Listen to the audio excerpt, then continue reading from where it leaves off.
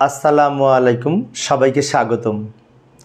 প্রিয় শিক্ষার্থী বন্ধুরা, আজকে আমি এই যে রাজশাহী বোর্ড 2022 সালে রেওয়া মিল সম্পর্কিত হিসাব বিজ্ঞানে যে প্রশ্নটি এসেছিল, রাজশাহী বোর্ড 2022-এর 8 নং প্রশ্নে এসেছিল একটি রেওয়া মিল।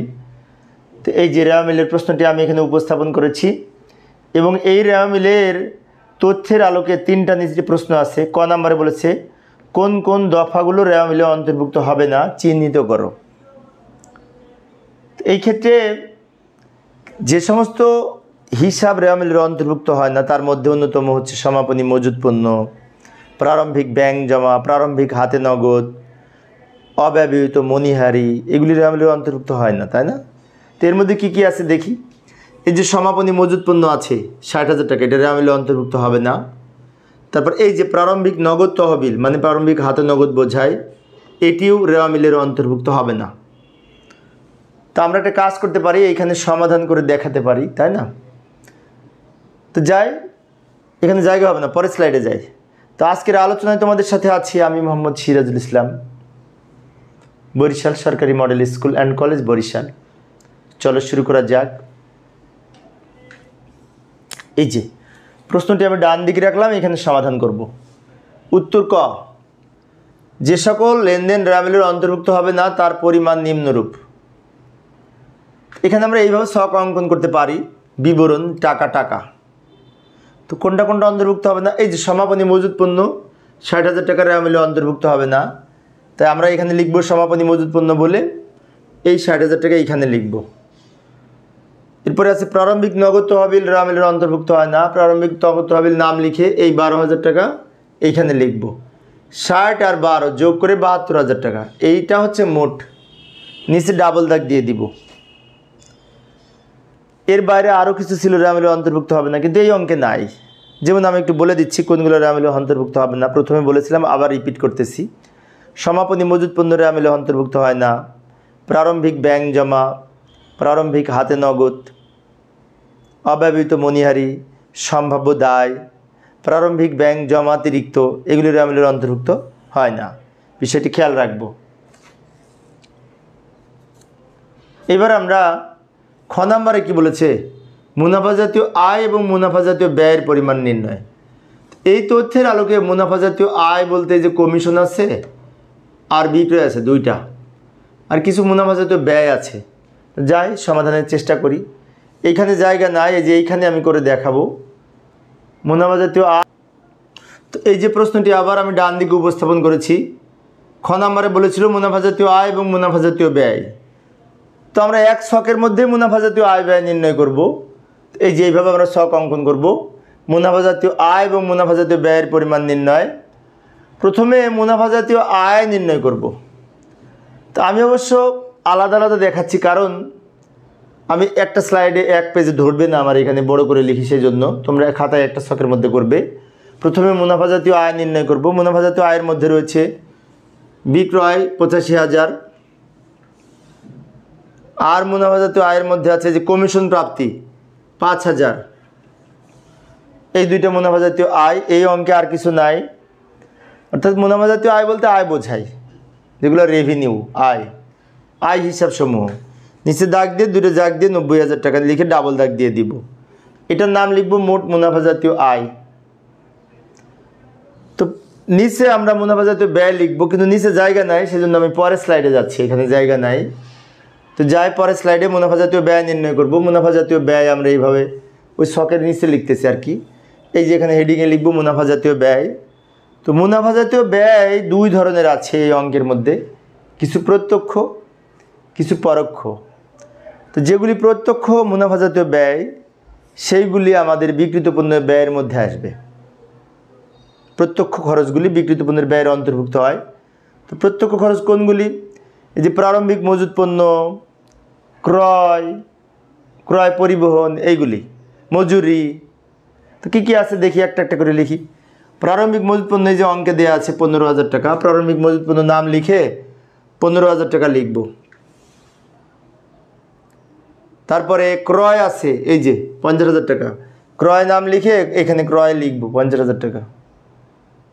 তারপরে এই মজুরি আছে, মজুরিও প্রত্যক্ষ খরচ বা 20,000 টাকা, মজুরি লিখে 20,000 টাকা লিখব। এই অঙ্কে আর প্রত্যক্ষ খরচ দেখছি না, নাই।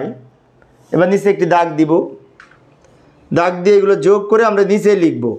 নিচে কেন লিখব? এই টাকা থেকে সমাপনী মজুত পণ্য বিয়োগ করতে হবে।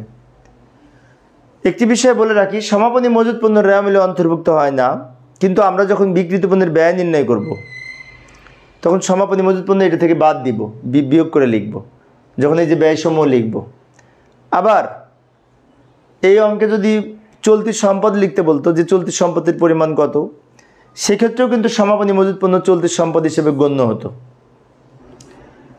তো এইখানে আমাদের এই যে টাকাটা যোগ করে পেলাম সেখান থেকে সমাপনী মজুত পণ্য বিয়োগ করব, বাদ সমাপনী মজুত পণ্য। এই যে 60,000 টাকা, 80,000 থেকে 60,000 বিয়োগ করে 25,000 টাকা এইখানে লিখব। এইটার নাম হবে বিক্রিত পণ্যের ব্যয়, অর্থাৎ প্রত্যক্ষ খরচ যোগ বিয়োগ করে আমরা পেলাম 25,000 টাকা।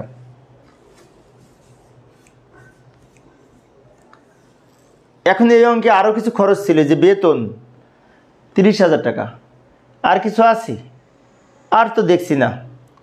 তো বেতন বলে 30,000 টাকা লিখব, পরোক্ষ ব্যয় হেডিংয়ে লিখে বেতন 30,000 টাকা, যেহেতু একটা আইটেম শেষের ঘরে লিখব, একটি মাত্র আইটেম। এবার নিচে দাগ দিব, 25,000 আর 30,000 যোগ করে 55,000 টাকা লিখে ডাবল দাগ দিয়ে এইখানে লিখব মোট মুনাফা জাতীয় ব্যয়। এইভাবে আমরা মুনাফা জাতীয় আয় ও ব্যয়ের পরিমাণ নির্ণয় করতে পারি রেওয়া মিলের এই তথ্য দেখে। আরেকটি বিষয় বলে রাখি, আমাদের প্রশ্নের এই অঙ্কের উত্তর কিন্তু বাম দিকের অংশটুকু, ডান দিকের আমি প্রশ্ন নিয়ে এসে রেখেছি বোঝানোর জন্য। ডান দিকে একটা প্রশ্ন, ক হলো, খ হলো, গতে বলেছে রেওয়া মিল প্রস্তুত করতে। তো একটা কাজ করি, রেওয়া মিলের কোনটা কোন দিকে যায় আমি পাশে ডেবিট ক্রেডিট লিখে দিব, তাহলে তো তোমরা পারবে। যাই রেওয়া মিল প্রস্তুত করার চেষ্টা করি। রেওয়া মিলের ওই প্রশ্নটা নিয়ে এসেছি, কোনটা কোন দিকে যায় আমি লিখে দিচ্ছি, তোমরা রেওয়া মিল পারবে।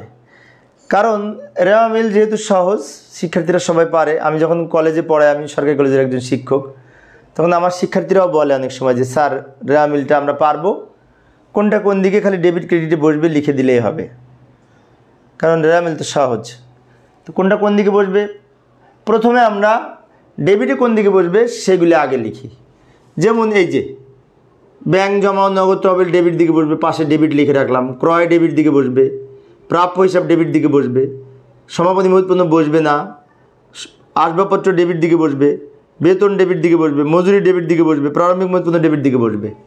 1 2 3 4 5 6 7টা আইটেম ডেবিট দিকে বসবে, আর বাকিগুলো ক্রেডিটে বসবে, কিন্তু কিছু কিছু আবার বসবে না, অন্তর্ভুক্ত হবে না। তাই ক্রেডিটে কোনগুলি বসবে, মূলধনটা ক্রেডিট দিকে বসবে, বিক্রয় হিসাবে ক্রেডিট দিকে বসবে, সমাপনী মজুত পণ্য বসবে না, কমিশন প্রাপ্তি ক্রেডিট দিকে বসবে। এই তো 3টা মাত্র ক্রেডিট দিকে বসবে, মূলধন, বিক্রয় এবং কমিশন প্রাপ্তি। এই যে আমি আলাদা কমলা কালার দিয়ে রেখেছি, আলাদা করে ক্রেডিট লিখেছি, এগুলি ক্রেডিট দিকে, আর যেগুলি ডেবিট লিখেছি ওগুলো ডেবিট দিকে। আর সমাপনী মজুত পণ্যর নগদ তহবিল এই দুটো রেওয়া মিলে বসবে না। একটা বিষয় আবারও বলছি, সেটা হচ্ছে তোমরা আবার এরকম প্রশ্নের উপরে ডেবিট ক্রেডিট লিখে রেখো না, তোমরা রেওয়া মিলের ছক অঙ্কন করে ডেবিট ক্রেডিট ঘরে লিখে যোগ করে দেখিয়ে দিবে। আমি মূলত কোনগুলো ডেবিট ক্রেডিটে বসবে এখানে হেল্প করেছি, আশা করি তোমরা এখন পারবে।